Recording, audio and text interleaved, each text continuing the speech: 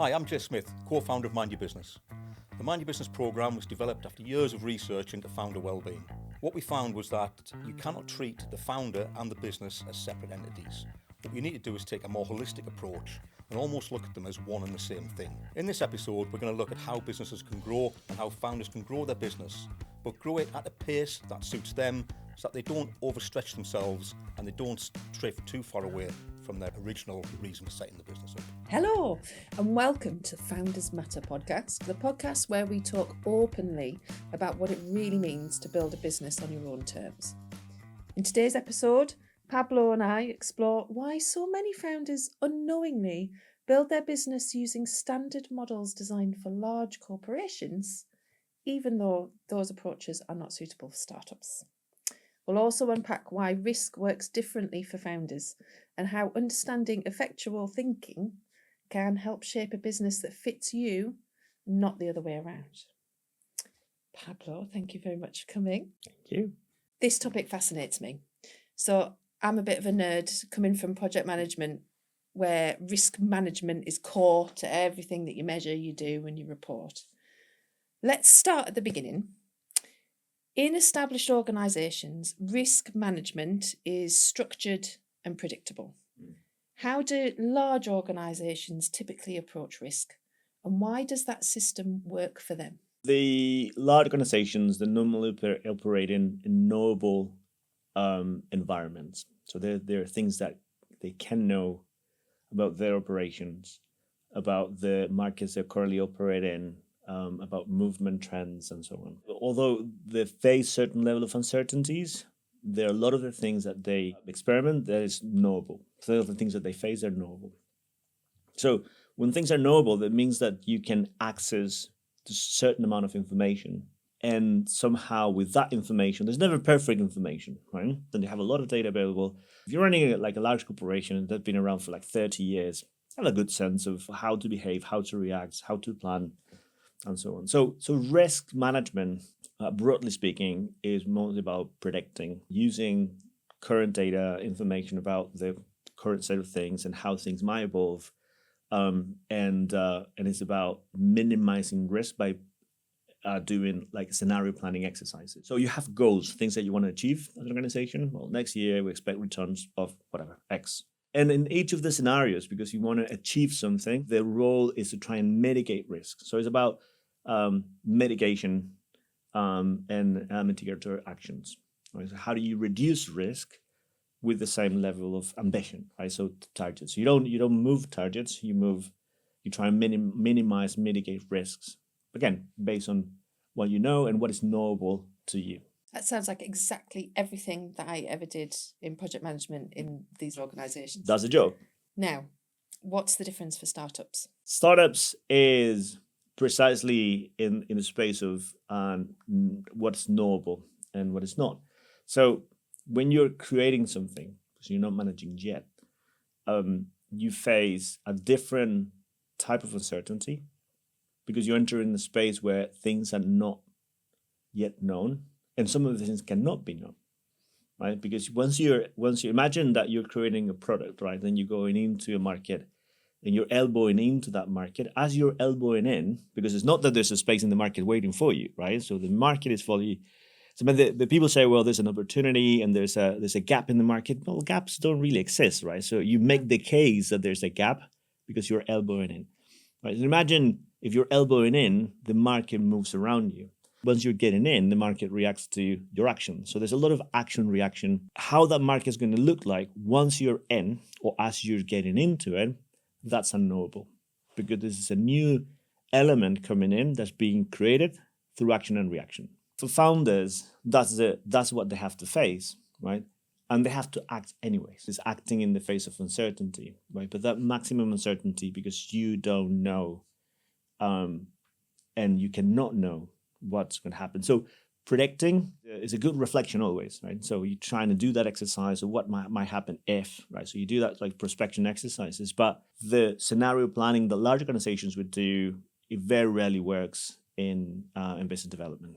Precisely for that, because what can you predict if whatever happens at the end is reactions or reactions, and once you you react to it, so you have an action, market reacts, and you react to that, you're immediately changing what's being created, right? So the business changes as a result of it. So you don't really know what that position is, and you don't really know what your business is going to look like once you get there, because you have to change and adapt, and the concept of pivoting, right? So you pivot because you're changing and reacting to those circumstances. To me, that evokes two very opposite ends of the spectrum of emotion. There's excitement and there's anxiety there about not knowing things, how exciting it is to be doing something you don't know how it's going to end up, and then also how anxiety inducing that is to maybe people who want to invest in me or people who want to have a steady income and know what's coming into the bank account. I want to ask you a question about how this widely accepted model that's used for larger organisations is translated into how people plan their business and model their business based on a risk approach that is for knowable environments rather than unknowable environments. But a lot of the tools come from management. And so if you see the field of entrepreneurship as research, but also actually in practice in terms of what the tools are being developed to support startup development, they come from strategy. And we've inherited things from psychology in terms of understanding the mind and the mindset of the entrepreneur. Some of it's coming from economics and conceptualize a rational actor, right, that is assessing opportunities and is assessing markets, and is being asked to produce business plans, right, that will describe very, very neatly and clearly what the business is and what are the actions. Very unlikely that any of that will translate into what the action is. So the idea that the entrepreneur is a scientist, that's a rational actor, in the same way a manager, we expect the manager to behave, it doesn't really resonate with what entrepreneurs do. So entrepreneur is more a creator in that sense, or he behaves more as a creator, as a designer, as an architect, right? So you're building things, you're creating blueprints, right? So of action. So you're imagining how things might unfold more than things that I have to manage. You take students when they get into the end of the MBA program, and they've been trained to think as a manager. And then they get to my class and I have to teach them how to think as an entrepreneur. And it's very, very different, but they have all the analytical models in their mind, right? So how to do analysis X or analysis Y, well, none of that helps. It can give you a bit of a sense, right? But if you really need to want to start a business, just do it. There's a lot of the things that happen in action, and therefore the tools that you're going to use to do that, they're very, very different tools. Right? So, and there's a belief that startups are a small version of a large corporation, because that's the ultimate aspiration, that you'll go through this process and become a large corporation. But it doesn't mean that what you do at the very early beginning is what large corporations do in small scale. Right? So the actions needed and the thinking required is very different. So how can that affect a founder's self-worth when they're going through that process of business planning according to this misaligned model? Think about how businesses, where do businesses come from? And how is that different from when a business exists? As a corporation, for example, where there's no clear ownership, and they're so large that identity is distributed amongst many people. So the relationship between the owners of that corporation and the employees of that corporation and the corporation itself is a distant one. Right? So you're not too close to the core of that organization. There's the organizational culture, the organizational identity, but it's not really connected to who you are. As you're creating your company, is often an expression of who you are. It comes from either things that you're passionate about or things that you know, or I don't know. It's the usual case. I've been doing this for 20 years. I decided to turn it into a business, right? In a lot of cases, turn my passion into business. Or I don't know. I'm a teacher. I'm a researcher. it's very likely that, and I know entrepreneurship, so it's very likely that if I start a business, as we started my new business, it will be in that space. So a lot of the bits and pieces and all the details, not just the product, right? So it's the way the business is organized, the way the business build relationship with clients or potential clients. It's a reflection of who the individual is. Every time I have to do like a 200 student lecture, that is not me in that space, right? So if I evaluate my performance and I have to do that day in, day out, my evaluation as a teacher will likely decrease my sense of worth because it creates a distance between who I want to be as a teacher. Sometimes you have to do the job, right? But who I want to be as a teacher and what I'm actually doing as a teacher, right? So translate that to the space of founders, right? You're starting up your business, and then all of a sudden your business starts behaving in a way that doesn't really resonate who you are. If you start running my business, starting up my business in running it as a large corporation, that it's no connection between the founder and the ownership and the identity and so on, and I bring that into my business life, the chances are, because we're so tightly connected, that if the business gets disconnected from the individual will suffer, because you're evaluating yourself and the expressions of yourself at the same time, right? And the business is behaving in connection to you, and there's that distance. You feel that, well, what is my value here, right? Right. If we're not longer connected, and people abandon in a lot of cases is because the business is not doing well. There's a point where it's no longer worth it, right? So this is not why I started this business. I've said so many times, this is not why I started my business. What you see there is a disconnect between what I want to create and see in the world, and what is actually happening with that organization. Risk management informs decision making a lot, whatever organization you're from, and also in life, doesn't it? You look at your options and then you go, right, this is the best way forward. Going back to you saying about how the aspiration tends to be that people go from being a startup all the way through to being an organization that then starts to manage people and starts to grow and starts to get bigger. Say the founders have got used to this new risk approach that they require to make their decisions as a startup, and then they start having to get into that larger arena where there's management. At what point do they need to change the way that they do things, or do they have to at all? One way of seeing this is through your appreciation of risk, right? So in entrepreneurship, risk, when there's the common belief that entrepreneurs are risk takers, well, they are, but not as in the way we think they are. They're not crazy risk takers. The ones that normally make it through to the end are the ones that keep things under control, meaning that they don't take risk beyond the means. If it goes beyond my control, right, and going beyond my means, you lose confidence in what you're doing because you see that's no longer feasible. Right? If you're going to go beyond that, they create partnerships, and they create entrepreneurial teams because there's much more. You have more means, so there are more things that you can do. Right? So you can take more risks if you have people next to you through partnerships or through co-founders and so on. So there's a process whereby you create that and you create partnerships and an agreement and build means until the business can sustain by itself. And normally the thinking needs to change when you stop creating and you start managing. That's when the founder can, and it does not take a step back, but take a step back from the pivoting, the creating, the changing, right?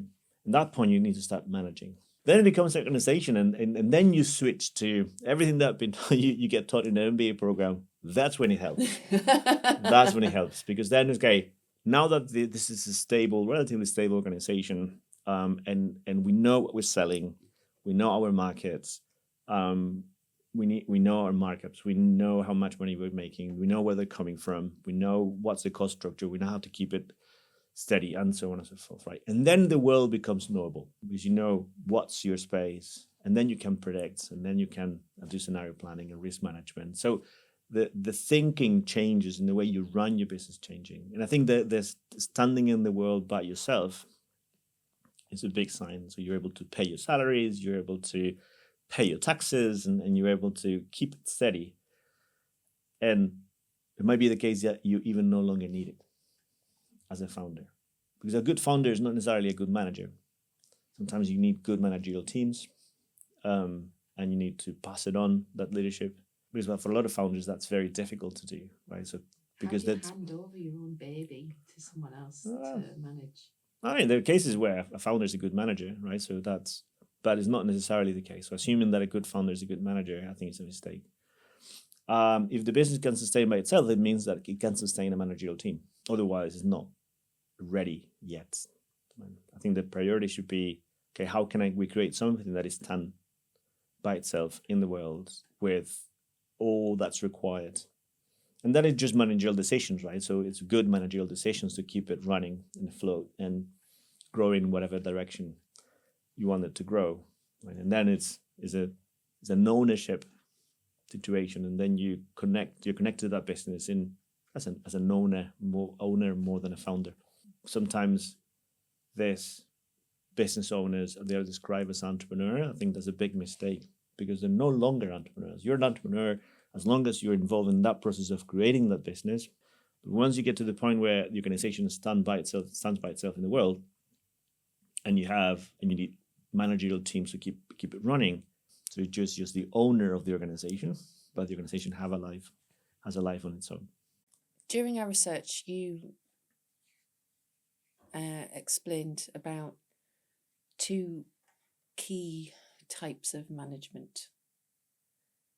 Would you like to explain that for everybody else? Because I found it absolutely pivotal in being able to understand what I need to do at different points and different things that I'm up to. Is the difference between causal thinking and effectual thinking, right? It's how, in the face of uncertainty, how you approach problems. The effectuation in comparison to causal thinking explains is that relation between risk and reward. Right? So that's a very, very basic things. That comes from studies in the late 80s, comparing how expert entrepreneurs make decisions in the face of uncertainty, solve problems, in comparison to bankers, right? Managers. I'm going to just interject there. Yeah. I was amazed when you use the example of bankers being different to entrepreneurs, because when you don't really think about it, you do see them both as risk takers, so you'd think they'd be the same. No, that's the thing of control and risk. So the study it was very simple. So it was about decision making. It's called verbal protocol analysis, right? So it's a cognitive processes as you're making decisions, right? That's what you're trying to capture. And what they realize is that they approach problem solving under uncertainty in very different ways. So bankers, as I explained before, right? So bankers, they'll set a goal. That goal comes with a certain level of risk. Goal, you don't move the goal. It's normally a very ambitious goal. Thinking about bankers, high risk, high reward, but that sets a level of risk, and their job is to minimize risk, right? And they use prediction to do that because you operate in knowable environments. If you're an entrepreneur and you operate in unknowable environments, it's very difficult to set a certain level of reward because you don't know what's going to happen. So what you do, you set level of risk. I have 10 grand to invest in this. I'm bootstrapping. I'm going to give myself 2 years. It's normally like a weekends. It's a hybrid businesses, right? So you do this on the weekends or like a side gig, right? So whilst you're employed. It's 2 years of work. If it doesn't really work, I'll abandon the effort. So that means that you're setting the level of risk first, right? And effectuation, what explains is, or what they do is it's called the affordable loss principle. So this is what I'm willing to lose. What happens is that sets a level of reward. Because the question is, how much can you do with 10 grand? How much you can get done in 2 years as a side gig? So, and clearly the level of reward or the value you can create through that is not as much as you say, I'm going to go crazy. I'm going to get a loan for like £1 million, and then I'm just going to create something huge, right? It's a risk reward relationship. So what happens is that you need to create more value in the market. And that's a trick. create more value in the market through your business whilst keeping that level of risk low, the affordable loss. And that's when all the creativity kicks in, because you need that to be able to maximize value under a certain level of risk. So the job is how to maximize value whilst keeping things under control. Because once you go beyond your means, that means that you go over your affordable loss, and you don't distribute that loss, so that the potential losses, that sense that you're losing control, once you assess feasibility, might not be as feasible as I thought it would be. And then there's a second thing you assess, which is desirability. Do I want this? Probably not, right? So there's a point where you start doubting yourself, and you're not seeing the business as capable of delivering the amount of value, because you're going beyond your means. So the trick is, how do you maximize value whilst keeping things under control? Again, that's the role of that creativity, and how do you maximize value within certain markets as you're exploring, as you're elbowing into those markets. And those are the businesses that are able to make it through, right? Things under control and maximize value, maximum value. When you talk about the word means, what does that encompass? What could that include?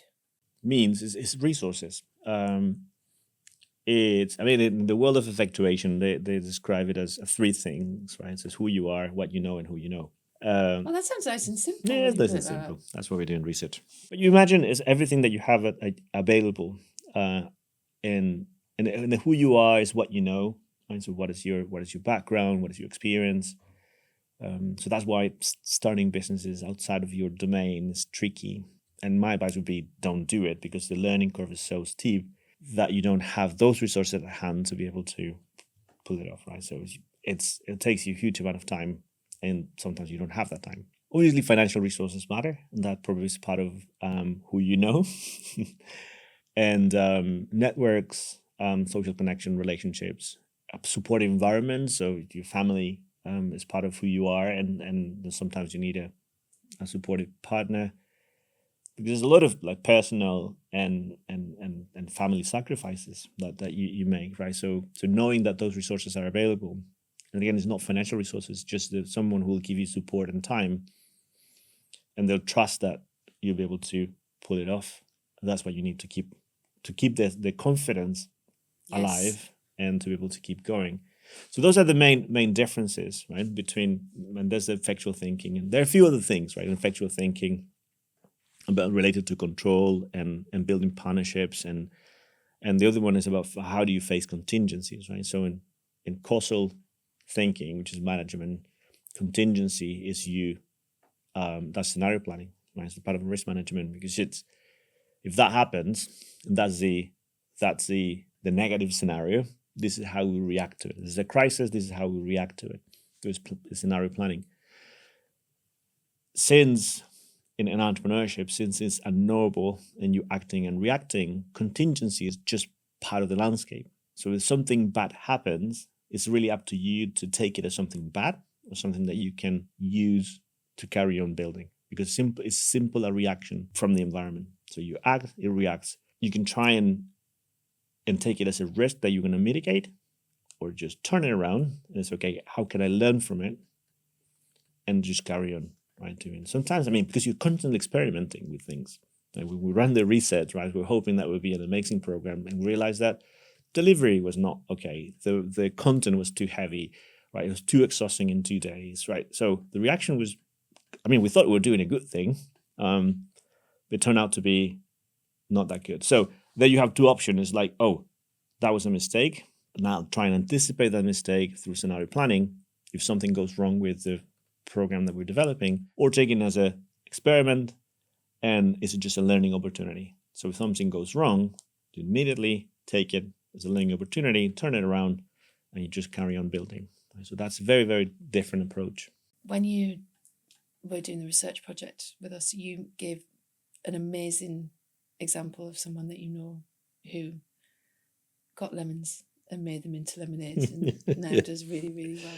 Yeah, you want to tell you that case again? Yeah, it was an innovation, a master's in innovation program, and there was it was an executive program, right? So it was like a 3 months, Friday, Saturday, Sunday morning. It's like executive education. But like 15 years ago, the product might not sound so novel today, right? But it was novel at that time. So there's this lad who came across in one of those tech fairs in Asia, like some sort of a microchip where you can record a lot of information. Class number one, there was an entire module. And it's like, is any of you considering starting a business? Or and then there's a guy with his hands like, yes, I'm doing this, right? So went to China, found this microchip, and I think it was a new parent or something. Like I knew this is an amazing product because mums, that was the assumption, mums would love to have the medical information of the children recorded, and they can carry that around.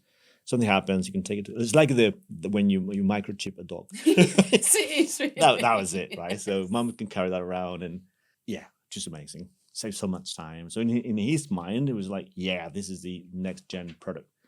So he went and bought an entire container of microchips. You can imagine, like, a microchip, it's a very, very tiny product. So imagine how many.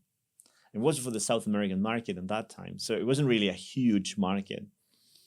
Anyway, so next session, that was a month after, he went around like asking mums whether they would like to have the product. It was a no. So we went over, like, we're good. And the container, he bought the container. It would take like 2 months to get to the country. So this was a story of every single lecture when we were doing the check-ins. It was like, okay, the container is somewhere around India or something. And we're like a month away, and then like 2 weeks. Then we went to nurseries, primary schools, hospitals, and you name it. No. Listen. Right. So what was the point? The guy was absolutely frustrated with it. Like, I bought this massive container. I'm not going to do with it. Just going to bin it once I get to the port. But then he went to dinner with former classmates from school. And there was a guy who was a army colonel or something. I was his friends from school. That would be amazing because I can record information from the army personnel, right? Can I put it in there? Dog tags. Yeah. Just put it there. I can record it there. Oh, that'd be amazing. Do you want to run a pilot project? So they did. Well, long story short, he got the contract with the army. And it was over the course of 4 months, right, in my class. So it always reflected the same. Like, if I would have asked this guy day one, would you consider becoming an army contractor? No, I'm just going to write a business plan, right, around babies and so on. So the time you spend writing a business plan, right, around the baby market, on hindsight, it was just a waste of time, right, knowing that you would end up in the army as an army contractor, right? So that's the nature of it. That's how you pivot. That's how you change, and that's how you go about things. So it can change so much, and that's it. Probably it's an extreme, right? But that's how fast and how much it can change as you're gaining into space that are unknowable. Because you're hoping that people will react positively, and the baby's market would be, yoo-hoo, right? So here he goes, but it doesn't really happen that way. It's normally a no, right? It's a horrible idea. Might be a good one, but perhaps it was the wrong time, it was the wrong place, or in this case, definitely the wrong market. Yes. What do you think each founder can do with their own particular set of means and networks and resources, etc., to make sure that they plan and make the best decisions for themselves on their own entrepreneurial journey? In creativity, what you normally do is combining and recombining resources, right? You have, and sometimes they don't make any sense together. Is the army and baby's microchip situation. So once you have resources and means, you start recombining those things and start imagining possibilities. What if I do this? A little of a what if, right? So what if I do this? And then it's about imagining possibilities, right? So what each of us bring to the table, that's when the vision and blueprints start to emerge. So if you're a founder and you want to do this, the first thing you do is an inventory of means, right? List them. And then see, once you have them, like 3 lists, right? So who you are, what you know, and who you know. Then you start building unusual combinations. Sometimes you have an idea because you've been noticing in your space flaws and gaps, and this is not working. Right? There's always that acting and reacting, right? So you say, well, I've been in academia for like 20 years. This is clearly not working. Right? There's a gap here. But then there's, how do I solve that? That's the inventory of means. So you list the things that you have at your disposal. You combine in them creative ways. And then you see, what if we bring this and try and with this solve that market situation or that pain or that need? Right? And that's when the added value comes in, right? When you're combining your means in creative ways. I feel like that is exactly the opposite of what the current narrative prevails in society of, here's my 7-step program, follow this and you will make 10k a month. What are your views on following a model that somebody else has created for your business? The problems are not the models, is how we take them. Right? So when models become too literal, these are frames of reference. It gives you language, it gives you discipline, it gives you structure to see things and to think through things. If you take it too seriously or too literal, and you that by following steps, there's a predictable outcome, it's a recipe for frustration. It's not that there's something wrong with them, it's how we take them, whether we take them as a shortcut for something or as a baking recipe, right? Where you have to be very, very structured and follow step by step in baking. It's not a baking recipe, right? Again, it gives you language, it gives you structure, it gives you a way of thinking, and that's needed always. So when you're facing uncertainty, I mean, there's a lot of intuition and gut feeling, but having those things that you can grab and use. There's 1, 2, 3 here, there's 1, 2, 3 there, and I'll take whatever feels comfortable to me. But the mistake is if you take it too seriously and if you take it literal. The other problem is where those frameworks come from. Some of them they come from robust research, but that research we always have limitations and flaws in research, right? So it might be a flawed framework for what it's worth. Or it might be a framework that was developed in certain contexts and we try and translate it directly into the context and simply don't work. Some case just pseudoscience, and that's dangerous. And in some cases, it's just heuristics and experience. So the people who write books and frameworks and with beautiful intentions, but they're just a reflection of experience. And it's normally, this is what worked for me, so therefore should work for you. When in reality, it might. But again, if you take it so seriously, you're following someone else's footsteps and might not work for you.